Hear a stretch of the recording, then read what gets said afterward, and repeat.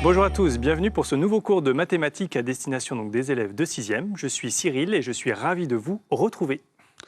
Bonjour, je suis Nicolas, professeur de mathématiques en collège aussi. Et donc aujourd'hui, nous allons passer une demi-heure à parler des solides de l'espace et en particulier du cube et du pavé droit.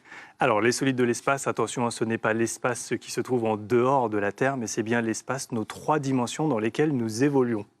Alors pour commencer, nous allons revenir sur quelque chose que vous connaissez déjà, à savoir le pavé droit. Donc nous avons fait quelques petits travaux manuels avec Nicolas avant de vous présenter cette vidéo-là. Donc voici un pavé droit, donc, que l'on appelle aussi un parallélépipède rectangle. Donc ce pavé droit, on va essayer de l'analyser un petit peu ensemble et on va donc le décortiquer. Donc la première chose que l'on peut compter dans un pavé droit, ce sont donc ses faces. Donc il a exactement 6 faces. Donc vous avez la face du dessus, la face du dessous, la face avant, la face arrière, et ensuite ces deux faces-là, donc la face gauche, et enfin la face droite. Donc nous avons représenté avec Nicolas les faces opposées, donc on les a représentées exactement de la même couleur. Donc en effet, la face du dessus et la face du dessous, nous les avons faites en orange, la face avant, la face arrière en bleu, et la gauche. Parce qu'elles sont justement identiques, elles sont superposables. Exactement. La face du dessus et la face du dessous ont exactement, elles sont deux rectangles de même forme. Devant, derrière, pareil. Latéral gauche, latéral droite aussi. Donc voilà, c'est pour ça qu'ils sont de la même couleur. Donc première chose en effet que l'on peut compter, donc ce sont ces 6 faces. Ensuite, ce que nous pouvons compter, je vais faire le sommet d'abord, comme ça on passera après. Donc les sommets, donc nous en avons 8 sommets dans un pavé droit. Vous avez les 4 du dessus, donc ceux-là. Et puis vous avez exactement les mêmes en dessous, vous en avez à nouveau 4. Donc en effet, le pavé droit possède 8 sommets. Et enfin, pour relier entre elles donc l'ensemble de ces sommets et puis surtout connecter ces faces entre elles, il y a des arêtes. Donc nous avons fabriqué, Nicolas a fabriqué, avec l'aide de Marilyn, un squelette de ce pavé droit. Donc le voici par transparence. Et on a représenté également en couleur, donc je vais le basculer un petit peu, voilà, les arêtes qui étaient parallèles entre elles. Donc nous avons les 4 parallèles ici représentés en rouge. Ensuite, les 4 parallèles des faces latérales gauche et droite qui sont représentés en bleu. Et enfin, les 4 parallèles ici situés en jaune. Donc ça, c'est important. C'est qu'il y a 3 fois 4 parallèles dans un pavé droit. Donc ça, c'est quelque chose de très important. Ça marche par 4. Donc nous en avons 12 arêtes. Donc nous avons 6 faces, nous avons 8 sommets et nous avons donc 12 arêtes dans le pavé droit. Et ça, c'est quelque chose que normalement vous avez déjà vu en classe. Donc nous allons maintenant nous intéresser à un pavé droit particulier qui est le cube. Donc le cube reste un pavé droit. Toutes les propriétés qu'a dit Cyril sont encore présentes. Il y a 6 faces, 8 sommets, 12 arêtes. Mais donc il est particulier puisque chacune des faces est un carré. Donc, en effet, intéressons-nous donc à différents patrons du cube qui vous sont présentés ici, et nous allons essayer de voir donc si ces patrons correspondent à un cube. Alors, on rappelle qu'un patron, c'est la version dépliée d'un solide. En effet, le cube, c'est par exemple un dé. Lorsque vous le lancez, admettons que ce cube soit en papier. Si vous coupez le long des arêtes, vous pouvez le déplier, donc le couper d'une certaine façon. Vous pouvez le déplier, vous aurez alors ce que l'on appelle son patron. Donc ici, nous avons 5 patrons et nous allons voir si ces 5 patrons, donc ils ne sont pas tous représentés, si cela correspond à un des patrons du cube. Alors, est-ce qu'on démarre par celui qui est peut-être le plus connu ou on élimine un par facilité? Je pense qu'on va déjà éliminer par facilité, puisqu'en effet, le pavé droit, donc le cube est un pavé droit particulier, et on a dit que donc, le pavé droit avait 6 faces. Donc le cube a également 6 faces. Ça veut dire qu'en version dépliée, normalement, nous devrions avoir 6 carrés collés côte à côte. Et si on regarde celui qui est situé en bas à gauche, on s'aperçoit qu'il n'y a pas 6 carrés, mais il en a 7. Donc du coup, il y a 7 faces. Donc ça ne peut pas, ce patron-là ne peut pas être le patron d'un cube parce qu'il a une face en trop. Donc déjà, nous allons pouvoir par élimination dire que ce patron-là n'est pas un patron du cube.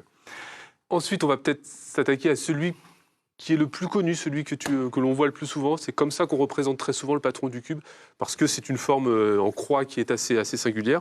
Donc alors, nous avons encore, donc là c'est Cyril qui a passé une après-midi découpage-collage avec le patron du cube. Donc nous avons fait... C'est compliqué en ce moment d'avoir du matériel, donc nous avons réussi, donc à l'aide du carton, et de carton découpé donc en forme de carré, et puis simplement des petits bouts de velcro. Donc vous pouvez reproduire ceci à la maison, c'est totalement réalisable. La preuve, ça a été fait maison. Donc nous avons reproduit ici chacun des patrons et nous allons voir. Donc en effet, nous avons ici... Il t'en manque un, hop, faut que j'en rajoute un. Merci. Pour aider. Voilà. Nous avons ici donc bien le patron qui est situé en bas à droite et nous allons voir si par pliage, alors je vais essayer de manipuler ça quand même. L'idée, c'est d'essayer de précaution. refermer la boîte, d'essayer de faire, à l'aide du patron là, d'essayer de le replier pour fermer la boîte et faire un dé. Est-ce que tu pourrais éventuellement me donner un autre Mais y a bout pas de de souci. scotch pour que ça tienne tout seul? Voilà, donc j'ai bien les 6 faces qui étaient positionnées de la même façon que c'était donc au tableau, et on s'aperçoit en effet que je retrouve bien, donc il faudra encore un autre scratch pour la faire tenir, mais c'est pas grave, je retrouve bien un cube. Donc ça veut bien dire que ce patron qui est situé en bas à droite correspond bien à l'un des patrons du cube. Donc je vais l'entourer. Et nous allons donc maintenant essayer un autre. Alors, Donc voilà, parce que le cube n'a pas qu'un seul patron, il y a Non. plusieurs façons il y a plusieurs patrons du cube. différents Donc patrons. nous allons essayer de voir faisons donc, par parmi exemple- les 3 autres. Alors faisons celui-ci, celui qui ressemble un petit peu à un L basculé. Il va falloir que je trouve dans nos patrons. Donc hop, je crois que c'est le deuxième. En fait, tu m'as tendu un piège pour ne pas aller dans l'ordre. Donc le voici. Donc voilà, Donc à nouveau, on retrouve bien, donc je vous montre que l'assemblage ici des faces correspond bien exactement à celui donc, qui est au centre. Donc on y va, j'essaye par pliage, hop, hop, hop, hop, et on va pas, si on va rajouter un petit Oui. scotch, voilà, on s'aperçoit en effet, bon les scotch sont pas super bien mis, mais c'est pas grave. Voilà, on s'aperçoit que nous retrouvons encore une fois un cube, donc il ne manque pas de face, ça ferme complètement. On retrouve bien ce solide qui correspond au cube. Donc on peut. on peut l'entourer aussi. Donc si on repart du premier cube dont on a trouvé, en fait, c'est cette face-là a été décalée ici d'un cran et celle-là de 2 crans. Donc on peut du premier cube dont on a trouvé, en fait, c'est cette face-là a été décalée ici d'un cran et celle-là de 2 crans. Donc on peut passer du premier patron au deuxième. Donc déplacer comme ça des faces en les connectant à d'autres et que, a priori, cela donnerait, ça y est, mes patrons tombent, cela donnerait des patrons du cube. Donc on va regarder, c'est ce qu'on a fait ici sur cette figure qui est en haut à droite. Nous avons en effet simplement basculé en effet, voilà, cette face-là en haut et on va voir si cette technique fonctionne toujours. Donc voici le super patron, toc, donc je vous le remontre, hein, nous avons bien donc les faces qui sont positionnées En forme de U, comme ça. exactement de la même façon que celle qui est en haut à droite. Et je vais essayer donc par Dans l'autre sens. pliage, ou l'autre sens, tu as raison, ce sera plus facile. Et là, Donc là, je vois que je peux faire donc ici d'abord déjà 4 faces, que celle-ci va venir se plier ici, et puis en fait je suis embêté puisque j'ai une autre face qui vient essayer de se mettre sur une qui est déjà positionnée, puisque je peux la mettre ni en haut ni en bas. Donc en fait on voit qu'ici, peu importe où je mets cette face devant, que si je la mets en haut ou en bas, j'aurai un problème, c'est que je vais avoir derrière ce trou que je ne pourrai pas compléter. donc on ne peut pas placer n'importe comment les 6 faces, les assembler n'importe comment, et cela ne fonctionne pas à tous les coups. Donc là, pour le coup, n'importe comment, et cela ne fonctionne pas à tous les coups. Donc là, pour le coup, nous avons trouvé un cas où ça ne fonctionne pas. Il y en a plein, évidemment, où ça ne fonctionne pas. On va Voyons voir une le dernière dernier. situation. Alors dernier- c'est vrai que celle-ci, elle est actuellement 11. Donc il y a 11 patrons du cube que l'on peut réaliser. Donc par exemple à l'aide de nos petits cartons. N'hésitez pas par ailleurs, une fois la vidéo terminée, à aller voir les compléments. Vous y trouverez une jolie petite animation de Vincent qui représente ces 11 patrons du cube qui se replient donc simultanément. N'hésitez pas également à les reproduire hein, pour vous assurer que cela fonctionne bien. Donc voilà, ce dernier patron, donc un petit peu en forme d'escalier. Alors je vais essayer Oui, dans l'autre ce sens, sens-là. voilà. Comme ça, vous voyez Voilà, bien. on associe à chaque fois 2 faces, 2 faces, 2 faces. Donc on a nos 6 faces. Et on voit que, alors je vais essayer de le faire à peu près à plat, voilà, on peut le plier par escalier. Donc on relève, on relève, on relève, on continue, on plie, on relève. Et par assemblage, donc on retrouve bien Le patron. ce dernier donc, Tu veux un patron autre qui correspond, voilà. Impeccable. Donc croyez-moi, voilà, il tient bien. Et cela fait bien, donc il n'y a pas de face vide, elles sont toutes bien recouvertes. Et donc on retrouve un des patrons du cube. Donc ça fonctionne aussi. Donc voilà, l'objectif ici, hein, c'était, donc celle-ci fonctionne. C'était pas bien. de tous les trouver, mais Non. c'est d'être capable d'identifier, lorsqu'on nous donne un patron du cube, de savoir si c'est vraiment un patron du cube ou si ce n'est pas un patron du cube. Alors, tu peux essayer de faire les pliages dans la tête, et l'idée, c'est d'avoir un petit peu d'abstraction et d'arriver sans forcément découper, Manipuler. le refaire, d'essayer de voir quelle face va aller où, mais on peut toujours faire comme a fait Cyril, hein, découper des carrés, les assembler et regarder si ça fonctionne. Donc c'était aussi l'objectif aussi, c'était aussi de vous montrer une technique pour les construire, c'est bien de déplacer les faces. Donc en effet, en déplaçant les faces, on peut reconstruire les patrons du cube, sauf que ça ne fonctionne pas pour n'importe quelle position. Hein. Nous l'avons vu avec l'un des exemples qui était au tableau. Donc maintenant que nous sommes intéressés au patron du cube, nous allons revenir voilà, pour cette fois-ci le pavé droit. Donc, parce que le pavé droit, on l'a simplement décrit, mais nous n'avons pas du tout étudié son patron. Donc là, ici, pareil, nous avons représenté 4 patrons possibles et nous allons essayer de voir si les patrons correspondent aux patrons du cube. Donc nous avons gardé le même code couleur qu'au début, avec la face de devant, de derrière, de dessus, de dessous, latérale droite, latérale gauche, les couleurs. Et donc nous avons représenté aussi les couleurs sur le patron afin de pouvoir identifier quelle face se place où. Et donc Cyril, on va essayer de voir par manipulation si on arrive à recréer ces patrons à l'aide de notre cube original. Donc un autre procédé, hein. Cette fois-ci nous n'allons pas utiliser des petits bouts de carton découpés, on aurait très bien pu le faire. Nous allons procéder un peu sur le principe d'une éponge, puisque finalement ce pavé droit c'est un petit peu comme si on avait une éponge qu'on avait trempée dans la peinture, donc orange pour le dessus-dessous, bleu pour le devant-derrière, et puis latéral gauche et latéral droit en rouge. Et l'idée c'est de voir si en tamponnant, en faisant rouler ce solide sur mon écran, je retrouve bien toutes mes faces à l'intérieur de mon patron ici. Donc là, en on va démarrer par le l'occurrence, premier. Donc on tamponne au milieu par j'aurai la bien face. le jaune-orange. Ensuite, si je le fais rouler, j'aurai bien le gauche en haut, le bas donc en bleu, et puis ensuite rouge ici et rouge à droite. Sauf que je m'aperçois d'une chose, c'est que j'ai pas fait un tour complet, puisqu'en effet, si je repars, j'ai fait bleu, orange, bleu, et il me manque une face. Il y a une face qui n'a jamais été tamponnée. Donc il y a une face qui n'y est pas. En fait, même si on compte les faces ici, on voit que nous n'avons que 5 faces. Voilà. Et donc le pavé droit a 6 faces. Donc forcément, le patron du pavé droit doit avoir 6 rectangles. Ici, il n'y en a que 5. Donc on élimine. Celui-là n'est pas un patron du pavé droit. Donc on va s'attaquer au deuxième. Donc le deuxième, il ressemble un petit peu au patron connu du cube. On a l'impression de voir une croix et on va voir que il fonctionne. Donc en effet, vous avez le rouge. Ensuite, si vous le basculez, donc vous avez le jaune, puis encore le rouge, et enfin la dernière face jaune. Donc là, il y a eu toutes les faces latérales au bas de fait. Il nous manque les deux faces de côté. Gauche et droit. Donc je retrouve bien mes 6 faces et ça correspond bien donc à mon patron, à un des patrons de mon pavé. Donc celui-là, ça fonctionne. C'est bon. Ensuite, on va essayer de voir peut-être le patron suivant. Donc on va aller dans l'ordre. Donc celui-là, on va voir qu'assez vite il va y avoir un petit souci. Voilà. Jaune. Et si je pivote, alors je vous le remontre pour l'instant. Donc je suis sur le bleu ici. Donc quand je vais pivoter, je vais bien avoir ma face jaune. Sauf qu'après ma face jaune, normalement, j'ai une face bleue. Et là, si je continue de dérouler, celle qui est imprimée sur mon écran, c'est une face jaune. On voit que dans mon patron, ici, on a connecté deux faces qui, normalement, sont opposées l'une à l'autre. C'est-à-dire, j'ai la face du dessus, la face du dessous. Et normalement, elles ne se touchent pas. En effet, elles ne sont pas du tout connectées ensemble. Entre les deux, j'ai une face avant et j'ai une face arrière, ou j'ai une face latérale gauche et une face latérale droite. Et là, dans le patron, les deux sont connectés. Donc ce patron est absolument impossible. Cela ne correspond pas à un des patrons du pavé. Voilà, les faces opposées d'un patron ne peuvent pas, d'un cube, ne peuvent pas être accolées sur le patron. C'est pas possible. Et donc le dernier. La dernière, alors elle fonctionne puisque finalement c'est la correction du cas du dessus, c'est-à-dire qu'on a bien glissé entre mes deux faces opposées, donc du dessus et du dessous, on a bien placé cette face intermédiaire, donc qui est l'avant ou l'arrière, suivant dans le sens dans lequel on prend notre pavé. Donc nous avons bien face ici, donc c'était pour reprendre c'était l'avant, ensuite le haut, l'arrière, le bas, et puis le bas, et puis on a bien le latéral gauche et le latéral droit. Donc voilà, par impression, on aurait pu ici, si j'avais tamponné mes petits pavés directement sur l'écran, on aurait pu retrouver donc des patrons du pavé. Donc ce qui est important, c'est de voir si pour le pavé et pour le cube, il n'existe pas qu'un seul patron. Ça, c'est quelque chose d'important. Il ne faut pas avoir une représentation mentale d'en avoir qu'un seul patron. Il en existe plusieurs. Et donc à nous, après, de faire attention, de vérifier que c'est bien un patron.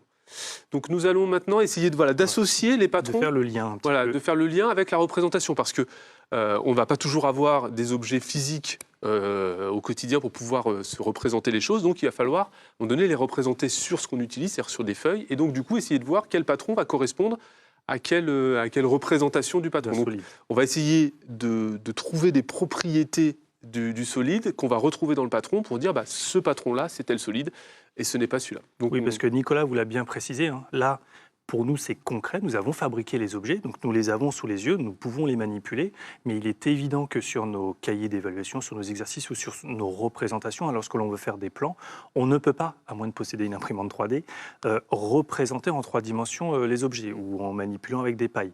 Donc l'objectif, ça va être d'essayer cette astuce, donc cette mise en perspective qu'on appelle une perspective cavalière et que nous allons voir par la suite, comment est-ce qu'on fait pour la construire. Nous allons donc utiliser cette représentation en perspective cavalière pour représenter ces objets en 3 dimensions, mais sur une feuille, donc quelque chose en 2 dimensions. Alors, on va peut-être démarrer par la première représentation parce qu'elle est assez particulière. On le manipule depuis tout à l'heure. Voilà, donc c'est le cube. Donc parmi nos 3 patrons, on va essayer de trouver celui qui est le patron du cube. Donc on l'a déjà vu. Donc on va peut-être faire une flèche pour les connecter. Ou sinon on les met ensemble. Normalement. Voilà, alors on s'aperçoit. Non, mais juste quand même pour. Oui, qu'il y a une face, oui, voilà, voilà. que la face Chaque carrée. carré ici correspond à une des faces et on voit que c'est bien exactement la même ici qui se superpose. Donc la face avant correspond bien à un carré. Donc en effet, on pourra connecter cette représentation en perspective cavalière de ce solide correspond bien à ce patron-là. Ensuite, on va essayer d'analyser les deux figures et on va remarquer que sur la dernière, ici, il semble que la face du haut et la face du bas soient des carrés. Et donc, parmi nos deux patrons qu'il reste, on va regarder s'il n'y aurait pas un patron qui aurait un carré parmi ses faces. Et donc, on remarque là pour le coup que c'est le premier, Voilà. donc que le premier patron ici a un carré et que ça va correspondre à la représentation qu'on a ici du carré, donc on peut relier. Ou sinon, on peut aussi regarder la face avant qui, elle, pour le coup, correspond exactement à une des faces de mon pavé, que je peux représenter par exemple ici en bleu. Et on s'aperçoit que cette face ici, si je la fais pivoter, elle va exactement... Je l'ai fait disparaître. Hop, voilà, on va l'attraper. Donc elle correspond exactement, en effet, alors il faudrait la faire pivoter, mais voilà, à la face de devant. ici de devant. Ouais, bon, on l'a vu. Elle est rentrée dedans. C'est parfait, elle est rentrée dedans. Donc en effet, ces deux figures s'associent. Voici la représentation en perspective cavalière de ce patron-là. Donc, par définition, c'est le dernier patron qui va correspondre à la dernière représentation.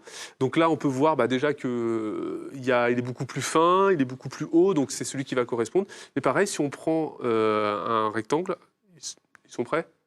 Hop. Et que l'on l'associe ici, donc on va bien voir que c'est exactement le même. Donc la face qu'on voit en premier devant va être la même que la face là. Donc du coup, on va pouvoir connecter ces deux représentations. Donc là, à nouveau, nous sommes dans une représentation donc, en perspective cavalière, donc nous sommes vraiment dans la perception. C'est-à-dire que là, c'est un choix de type de représentation en perspective cavalière. On verra juste après qu'on peut, suivant un certain angle de fuite, donner plusieurs représentations en perspective cavalière. Donc nous sommes vraiment dans la perception. Par élimination, donc on a proposé des figures qui étaient quand même relativement différentes pour pouvoir les associer entre elles. Mais donc nous sommes vraiment dans la perception. Juste avant de passer justement à cette mise en perspective cavalière, c'est-à-dire cette représentation donc sur le plan d'un objet en 3 dimensions, nous allons essayer de voir justement notre perception qu'on peut avoir d'objets. Voilà. Alors voilà, travailler notre vision dans l'espace. Donc voilà ce que l'on vous propose. Donc voici l'énoncé, je vais le lire avec vous. Un solide est constitué donc de petits cubes identiques. On donne ci-dessous différentes vues de ce solide. Donc vous avez la vue de gauche de ce solide, la vue de face de ce solide et enfin la vue du dessus de ce solide. Et on vous propose 3 assemblages différents. Et il y a seulement l'un de ces 3 assemblages qui va coïncider avec les 3 vues. Alors, j'ai emprunté les cubes de Lucille pour pouvoir essayer de faire une des représentations possibles. Voilà, alors je ne sais pas si le jaune sur un fond bleu, ça va bien rendre. Mais on a par exemple ici représenté... la première. Voilà, la première composition de cubes, je l'ai représentée ici donc avec des petits cubes jaunes. Et puis, on va essayer, donc là on est encore sur du concret, mais l'idée c'est de passer à l'abstraction assez rapidement. On va essayer de voir si cette représentation ici, donc que l'on voit sur la gauche de notre tableau, respecte les 3 vues qui nous sont proposées. Donc, alors si on regarde la vue de gauche... Alors vas-y Nicolas, fais pivoter. Comme ceci. Bon, alors là c'est la vue de droite, mais ça fonctionne aussi. Gauche, dans l'autre sens. Tu as raison, non mais je regardais par rapport au tableau. Voilà, donc en effet, ici, avec la nous caméra, avons bien... vous avez la vue de gauche, et normalement, je ne sais pas si on est bien aligné, mais on doit bien... Juste voir un L en fait. Voilà, on retrouve le L. Alors peut-être qu'il aurait fallu vraiment... Il faudrait que notre œil soit vraiment positionné exactement en face. Si on est légèrement plus haut, vous devez voir un petit peu plus. Mais donc vous devez repérer ce L. Donc on voit que la vue de gauche, en tout cas, elle est parfaitement respectée. Si on prend la vue de face... Si on bascule sur la vue de face... Donc ça c'est facile, pareil, la face, ici, je vais y arriver. Hop. Se mettre, voilà, l'œil bien devant. Donc si on est vraiment bien en face, bien devant, on voit que la vue de face, elle fonctionne aussi. C'est-à-dire qu'on voit bien les 2 extrémités. On ne voit pas le trou, puisqu'on est vraiment de face, donc on ne voit pas le trou. Et enfin, la dernière vue, c'est la vue du dessus. Alors, la vue du dessus, ça va être compliqué, ce serait comme ça. Voilà, Nicolas vous le tient, donc il va essayer de ne pas trop bouger. Mais la vue du dessus, pour le coup, celle-ci, on voit qu'elle ne fonctionne pas. Parce que pour le coup, on voit bien qu'il va y avoir ici un espace à l'intérieur, il y a un trou. Voilà. Donc voilà, la vue du dessus ne fonctionne pas. Donc là, on a manipulé, on avait les objets concrets pour le faire. L'idée, donc, c'est que d'office, on peut barrer donc ce montage-là, ce solide-là constitué de cubes, et on va essayer de voir pour les deux autres. Alors, pour les deux autres, on va voir que le deuxième ne peut pas fonctionner. À cause de la première vue. C'est-à-dire que Voilà. la vue de face, on le voit bien ici, ça représente le ce T T à à l'envers. La vue de dessus, il est bien J'aurais bien tous complet. les cubes, les deux, donc il est complet. Par contre, pour ce qui est de la vue de gauche, si je le regarde ici, On je va ne verrai voir pas un L, je verrai le cette carré fois-ci, complet. En fait. Voilà, Ouais. je vais voir ça, et plus les deux du dessus qui sont là. Donc j'ai un carré supplémentaire qui n'est normalement pas dans la vue de gauche. Donc on l'élimine, et donc par élimination, C'est le dernier, mais on voit bien qu'ici, la vue de gauche, on va bien avoir le L. le L. Donc j'ai bien mon L ici. Que la vue de face, je vais avoir monté, là qui est en blanc d'ailleurs. Oui. En fait, c'est les faces blanches que l'on va voir. Et la vue du dessus, celui-là, il va avoir l'impression, celui qui ressort, on va avoir l'impression qu'il est enfoncé. Et donc, on va bien voir le rectangle. Donc là, nous sommes actuellement donc, sur des manipulations d'objets concrets. Nous avons vu que pour la représentation en 3 dimensions sur le plan, nous allons utiliser donc, ce qu'on appelle la perspective cavalière. Et donc, ce que l'on vous propose, c'est de faire une petite expérience pour voir comment construire la mise en perspective cavalière d'un cube. Donc avec Nicolas, nous avons fabriqué un petit cube, cette fois-ci donc en fil de fer. Donc vous avez l'équivalent d'un squelette de cube, et puis nous avons mis une caméra au-dessus. L'objectif, ça va être de filmer ce cube donc par-dessus, donc de sorte qu'on ne voit que le cube, donc le solide vu du dessus, donc on ne verra que un carré. Et puis on a fait projeter donc une lumière qui va projeter donc toutes les droites parallèles directement sur une feuille. Ouais, toutes les arêtes vont être projetées sur la feuille blanche. Et donc, on va voir une projection sur la feuille blanche des arêtes du cube. Des arêtes qui sont parallèles. Donc pour cela, on y va, on va Alors, activer donc, on va la caméra. Hop, donc la caméra, elle est ici. Et en effet, Donc là, ici, donc nous vous voyons... avez la vue, hein, donc là vous voyez bien, vous avez la vue en direct. Voilà, avec un léger retard de notre cube vu du dessus. Donc on retrouve bien, alors il est construit en paille, donc il est presque parfait, il y a un petit décalage, mais on retrouve bien la vue, le carré, ouais. La vue du dessus. Et voyez, hein, la lumière qui vient donc percuter ce cube va ici projeter les ombres, et c'est cette projection justement d'ombre qui va constituer notre perspective cavalière. Donc on va faire une petite capture d'écran pour pouvoir après travailler sur ces arêtes parallèles et voir justement comment elles le sont. Donc hop, une belle capture de tout ce qui nous intéresse. Voilà. Donc, et on va revenir dans notre tableau. Voilà. Donc là, on récupère notre cube. Donc on retrouve bien la face vue du dessus, à savoir ce carré, donc parfait, presque parfait avec la paille qui a un petit peu bougé, mais en effet, donc ici... Donc le carré, donc là ici c'est exactement le carré avec des angles droits, avec notre face du cube, voilà, qui est complètement visible. Et on va repasser ici, voilà, donc on va repasser les arêtes parallèles de la même couleur, et ça va nous permettre donc de construire cette perspective cavalière. Donc je vais construire ici les arêtes, donc je vais faire. Alors d'abord, elles vont marcher par réseau de 4 arêtes parallèles. Donc, je vais juste enlever ma face, maintenant qu'on a vu que c'était un carré. Donc, par exemple, nous avons les faces peut-être les plus simples à voir, c'est celle-là. Donc, celle-ci. Voilà, celle-ci, qui est parallèle avec deux qui sont derrière. Et celle-ci. Donc, voilà, le premier faisceau d'arêtes parallèles, de 4 droites parallèles.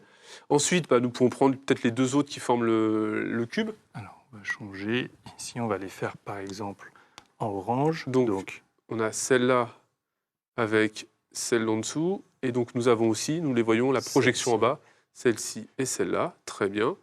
Et enfin donc, il nous reste celle qui relie les deux faces-là, donc nous avons celle-là, que l'on retrouve ici, que l'on retrouve en bas, et que l'on retrouve de l'autre côté là-bas, voilà, à peu près.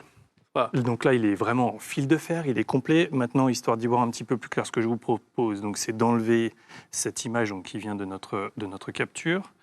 On va la jeter, voilà. Et donc ici, nous avons bien donc, un cube qui est en perspective cavalière. Sauf qu'ici, nous avons absolument tout représenté, c'est-à-dire les arêtes que l'on est censé voir lorsqu'on le regarde le cube avec donc, la caméra positionnée dans ce sens, mais également celles que l'on n'est pas censé voir. Donc on aura pour habitude de mettre en pointillés les arêtes qui normalement sont cachées si le cube était entier. Les pointillés, ça veut dire on ne les voit pas si jamais on regarde l'objet réellement, mais on sait qu'elles existent et elles sont à l'arrière, et donc à l'arrière, on les met en pointillés. Donc on met en pointillés toutes les faces cachées. Alors normalement, toutes les arêtes sont parallèles par rapport aux couleurs, donc toutes les arêtes violettes sont parallèles, les arêtes orange aussi, les arêtes bleues. Donc on voit bien que là, on est parti d'une représentation, donc on a quelques petits ajustements à faire. Ce n'est pas parfait, mais c'est histoire de comprendre comment est-ce qu'on construit la perspective cavalière, qu'elle n'est pas inventée comme ça, qu'elle correspond vraiment à la projection de l'ombre du cube sur une feuille blanche. Et en fait, c'est les arêtes projetées que l'on va représenter. Donc,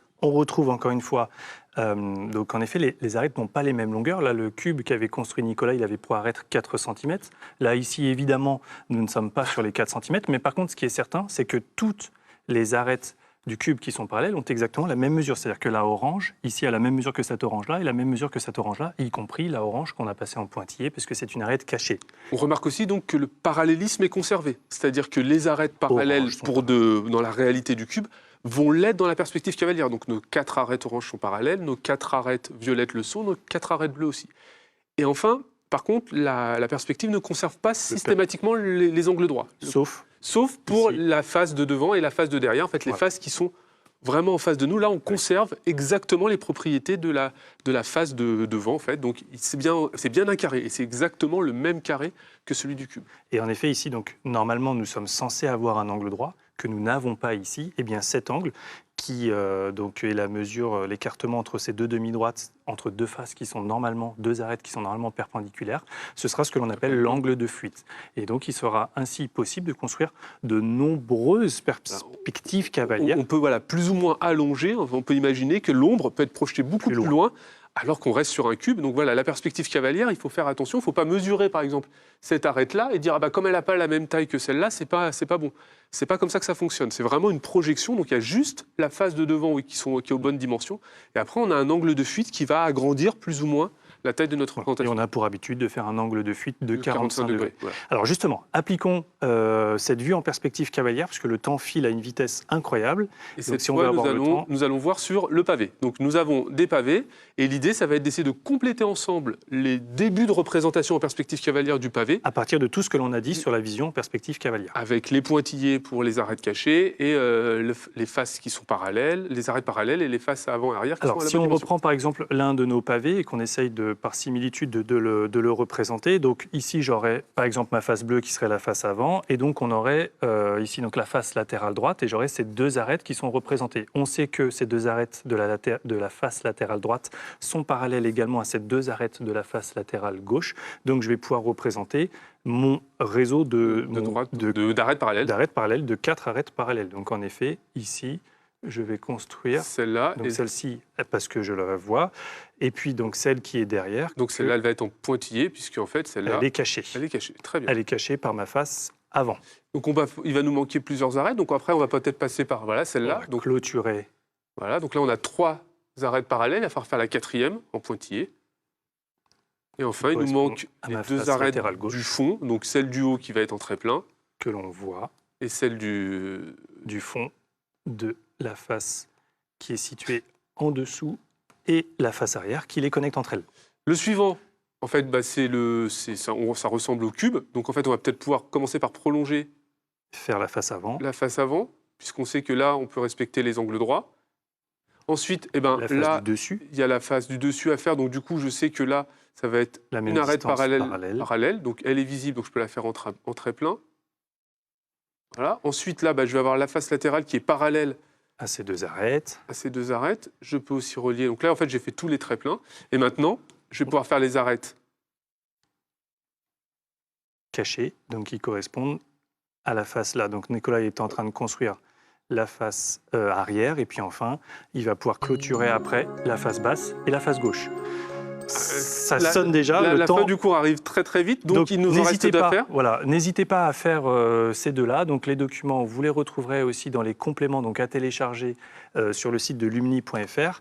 Simplement pour faire le point sur ce qu'on a vu ensemble. Donc nous avons vu donc les patrons, ce qui était un patron, la version dépliée d'un solide de l'espace, en particulier le patron du cube et celui du pavé droit. Et nous avons vu comment représenter sur une feuille à plat nos solides en utilisant la perspective cavalière, et nous avons vu par une manipulation comment est-ce qu'on la construisait. Voilà, exactement. Donc, on vous avait prévu des petites activités, donc encore une fois, allez voir dans les documents complémentaires, vous aurez tout le temps de les faire tranquillement. Il y a également une petite activité autour d'un dé qui est vraiment très intéressante pour la représentation dans l'espace. Je te laisse conclure. Donc voilà, donc on a passé une demi-heure à travailler sur la géométrie dans l'espace. On a vu en particulier le pavé droit, qu'on appelle aussi parallélépipède rectangle, et le cube. Nous avons vu comment faire leurs patrons et les représenter en perspective cavalière.